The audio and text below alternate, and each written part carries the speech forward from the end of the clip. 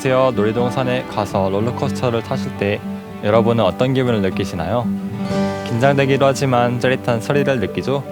하지만 무엇보다 정말 재밌고 즐겁다는 기분이 드는 게 아닐까 싶은데요. 저는 롤러코스터가 아닌 말 위에서 바로 그런 긴장과 스릴, 그리고 무엇보다 즐거움을 느끼는 장애인 승마 국가대표 허준호입니다.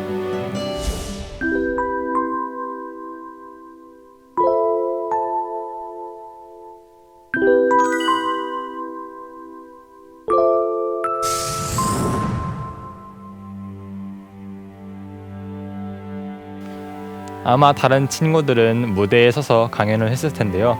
저는 오늘 앉아서 이야기를 할까 합니다. 제 소개를 할 때 장애인 승마 국가대표라고 했을 때 아셨겠지만 저는 몸이 좀 불편합니다. 태어날 때 선수 결핍으로 인해 뇌 손상이 되면서 오른쪽 부분을 장애가 생겨 못 쓰게 된 건데요. 누구도 예기치 않았고 그 누구도 원하지 않았던 상황이지만 그건 현실이었고, 그런 상태로 살아야 하는 건 제게 주어진 운명이었습니다.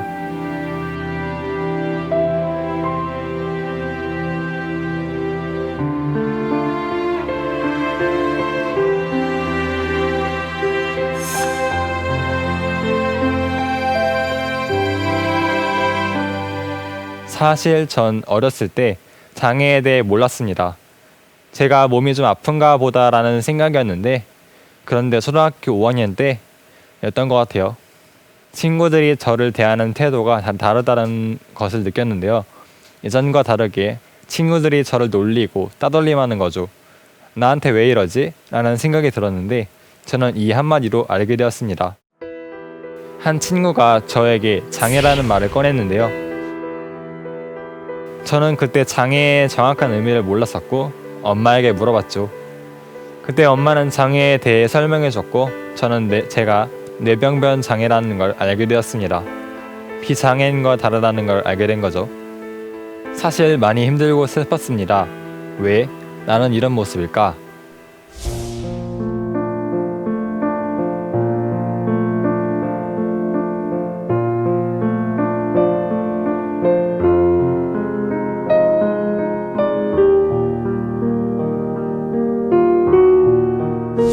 그런데 저를 더 힘들게 한 건 점점 더 심해지는 친구들의 괴롭힘이었습니다. 제가 보행상 어려움이 있어서 엘리베이터를 타고 다녔는데 어떤 친구들은 제가 엘리베이터를 못 타게 일부러 붙잡고 있기도 했고요. 제 신발 주머니를 숨겨서 수업이 끝나도 바로 집에 가지 못했던 일도 있었죠. 학급 단톡방에서는 인신공격, 언어폭력까지 겪어야 했습니다.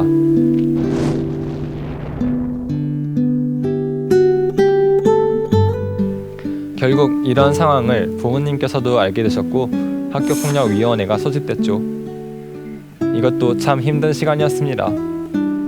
그런데 생각해보니 그 친구들이 장애에 대해서 잘 몰랐던 것이라는 생각이 들었고, 무엇보다 그 친구들이 저에게 진심 어린 사과를 하는 모습을 보면서 저는 용서를 해야겠다는 생각이 들었습니다. 친구들은 자신들이 저지른 일들이 왜 잘못됐으며 어떤 일을 저지른 것인지 알았기에 다시는 같은 잘못을 반복하지 않을 것이라는 믿음이 생긴 거죠. 그리고 저는 학폭위를 중단시켰습니다. 많은 분들이 그럽니다. 아니, 어떻게 용서를 할 수 있었을까?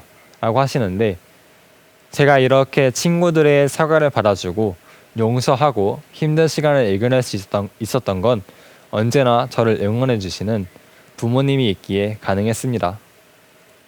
제가 갖고 있는 장애는 몸이 좀 불편할 뿐 다른 친구들과 전혀 다른 게 아니라는 점을 늘 말씀해 주셨는데요. 저는 저를 괴롭힌 친구들이 바로 이런 점을 몰랐을 것이고 서로 힘든 시간을 겪었지만 이후에는 분명 이 점을 깨달았다고 생각하기 때문입니다.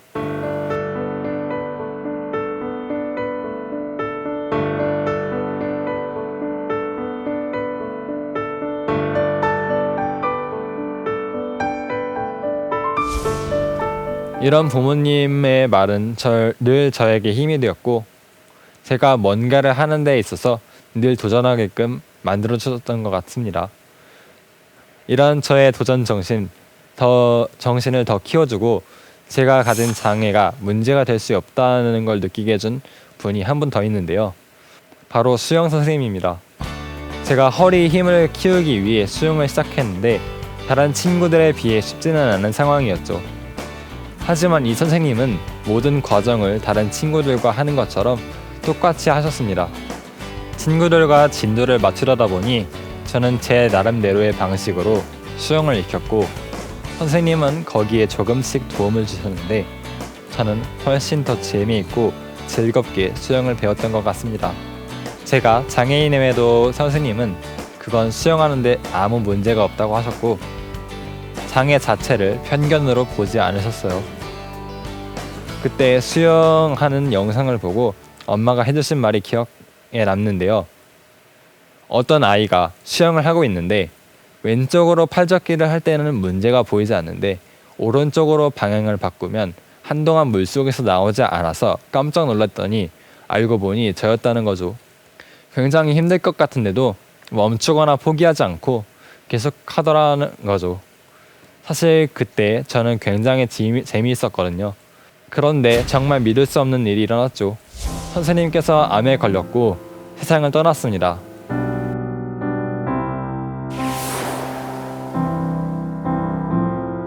선생님이 없는 수영장은 저에게 그냥 차가운 물이었습니다. 즐거움이 사라진 거죠. 한동안 힘든 시간이 있었는데 그로 인해 저는 한 가지 생각을 하게 되었습니다. 수영 선생님과 함께 할 때처럼 나는 뭘 할 때 즐거울까를 말이죠. 곰곰이 생각해보니 하나 더 있었습니다. 바로 말을 탈 때였습니다. 장애로 인해 척추 측만증이 심해져 재활 승마를 했었는데요. 커다란 말의 크기에 놀랄 법도 한데 처음 말을 대했을 때 마치 집에서 키우는 반려견처럼 편안했던 것 같습니다. 그리고 말들과 함께 있으면 즐겁고 좋았거든요.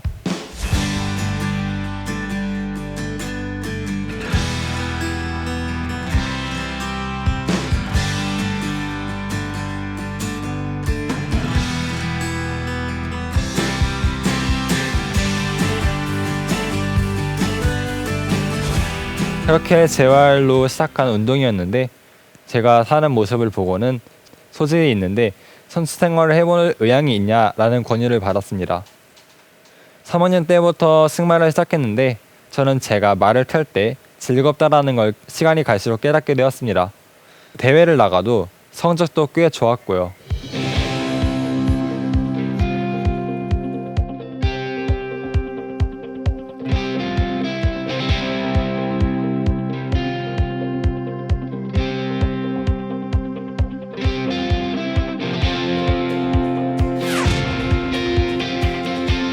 이렇게 즐겁게 즐기기 시작하니까 저에겐 기적 같은 일도 일어났습니다.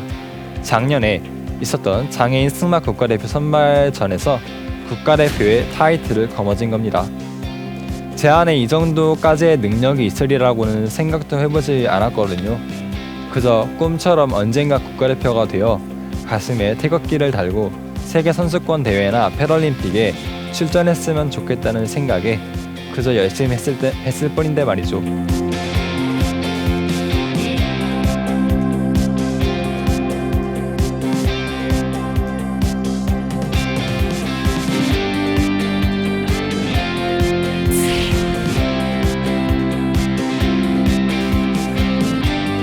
부모님은 아직도 세계 선수권이나 유러피안 대회, 패럴림픽 영상들을 보여주시곤 합니다.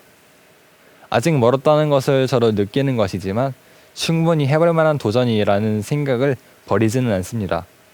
지금처럼 노력하고 조금 더 많은 노력을 기울이면 분명 꿈꾸던 도전도 해야 할 도전이 되리라 생각합니다. 여러분들도 각자 자신만의 능력이 분명히 있다고 생각합니다. 어떤 친구들은 벌써 그것을 찾아 자신만의 꿈을 이루어내기 위해 노력하고 있지만 어떤 친구들은 나만의 능력이 무엇인지 아직 찾아내지 못해 방황하기도 할 것입니다. 언제 그것들을 찾아내느냐가 중요한 것은 아니라 생각합니다. 전 우리 친구들이 난 그런 능력이 없다고 생각해 포기하는 일이 없기를 바랍니다. 누구에게나 자신만의 능력은 있으니까요. 하루에 2시간 이상 말을 타면 소나기도 아프고 허리도 아프고 나중엔 집중력도 떨어지게 됩니다. 재미로 타던 말이 예전에 비하면 분명 재미없는 일이겠죠.